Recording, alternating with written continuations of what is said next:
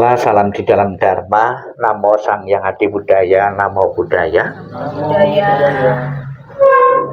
Pertama-tama saya mengucapkan selamat kepada Ibu Indra Victoria dan juga Anton, karena pada kesempatan ini sudah terlaksana untuk menempati rumah yang baru ini. Sang Buddha mengatakan di dalam Manggala Sutta, mempunyai tempat yang sesuai itu merupakan berkah termulia yang sesuai. Dapat kita bayangkan kalau kita mempunyai tempat yang tidak sesuai dengan harapan kita, ya, tentunya dalam segala hal kenyamanan kita akan jauh, ya, tidak didapatkan kenyamanan ketenangan itu.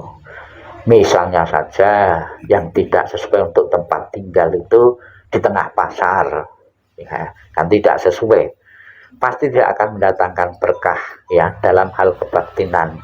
Mungkin rezeki ya, tapi ya karena di pasar, tapi ya terlalu ramai untuk tidur saja kan susah, ya.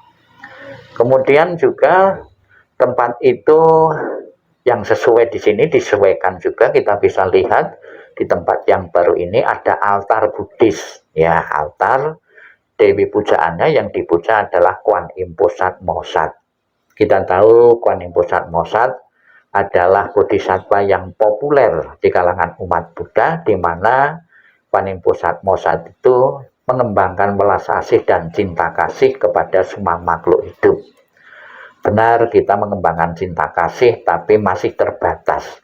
Maka dengan adanya altar itu kita hidupnya selalu diinspirasi dengan cinta kasih yang universal yang dimiliki oleh Kuan Im ini.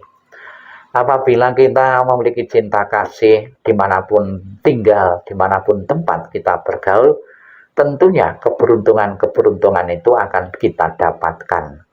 Tidak pernah seorang yang cinta kasih dan kasih sayang mempunyai musuh-musuh. Bahkan kita tidak mempunyai musuh. Orang yang menganggap kita musuh, kita pun menganggap teman bagi mereka.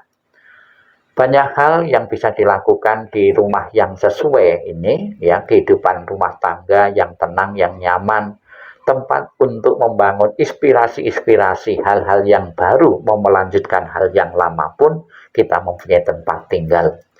Jadikanlah rumah tangga itu sebagai tempat yang menenangkan bagi jiwa, menenangkan bagi siapapun yang datang ke sini. Tentunya akan memberi kesan yang positif apabila rumah ini akan menjadi tempat yang sangat indah, dan orang pun begitu tinggal di sini, begitu bertamu sini akan timbul kesan-kesan yang positif pada dalam rumah ini.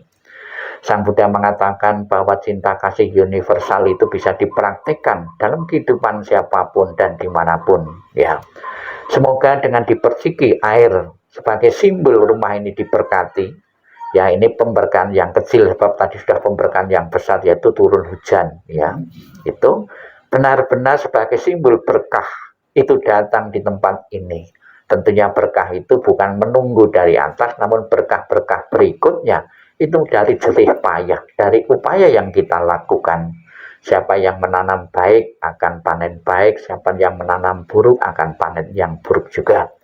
Selamat meninggali tempat ini. Semoga para makhluk yang tidak kelihatan, yang tidak kasat mata, dengan ditinggali oleh berdua ini tidak merasa terganggu kenyamanannya.